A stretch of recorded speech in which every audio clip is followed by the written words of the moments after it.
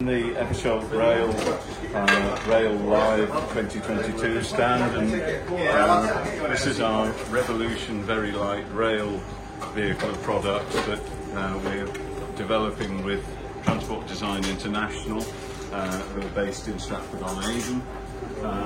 We brought our demonstrator vehicle here, and the aim of the programme was really to provide a step change in capability, both in terms of quality of passenger experience and particularly whole system cost of operation, by having a substantially lighter vehicle that has all the features of a heavy rail vehicle and can operate and replace existing diesel trains on branch lines and potential line reopening candidates. So it's 40% lighter than a traditional heavy rail vehicle of similar capacity. The demonstrator weighs just 24.8 tonnes compared with about 41 tonnes for the Class 153 2 or 3 stands away, and it carries 56 passengers in demonstrator configuration, which is similar to a Class 153.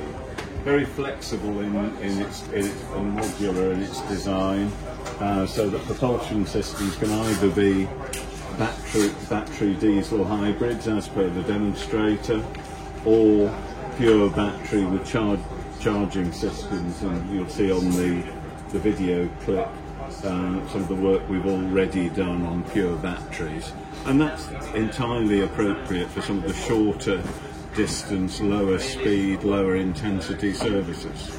Okay, so we've been testing out Ironbridge since September last year. We've already had over 330 external visitors to see the train last year and the beginning of this year, and a lot of stakeholder interest from a range of applications across the UK, and that's including some early interest in an express logistics version as well as a passenger carrying version.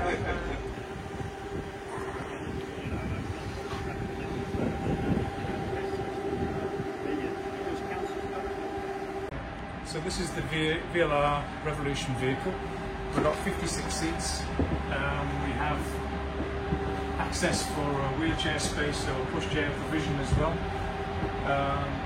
The vehicle itself has been designed on a modular kind of basis, so you'll see the actual body side units, the windows, etc. They're all identical.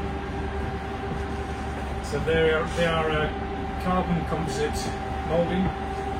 So we have 5 identical units each side of the vehicle, and they form part of the monocoque construction of the vehicle. The seats, as you can see, they're derived from an aircraft type concept.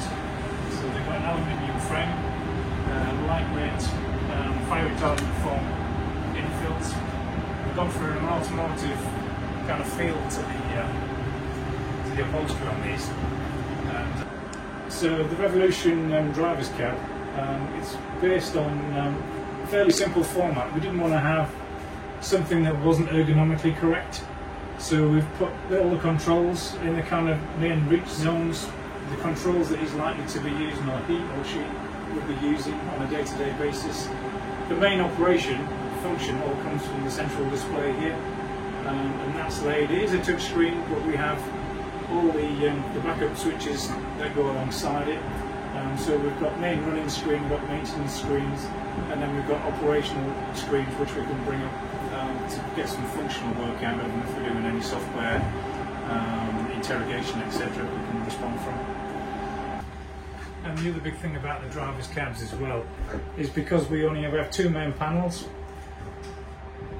2 main panels means that if we want to do replacements, land replaceable units is a big kind of feature, big selling feature from a maintenance kind of point of view. You can take them out simply by just taking the screws out, panels, remove, replace on a fairly quick basis.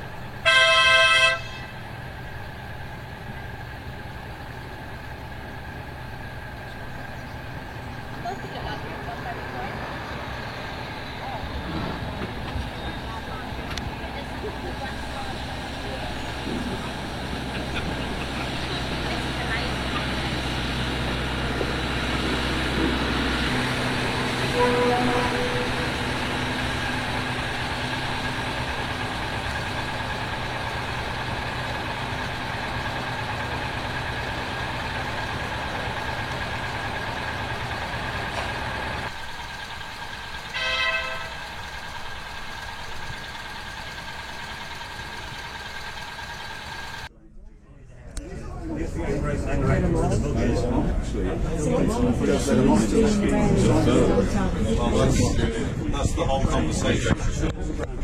We've been trying to do connectivity on the road for the last couple of years. If you actually get people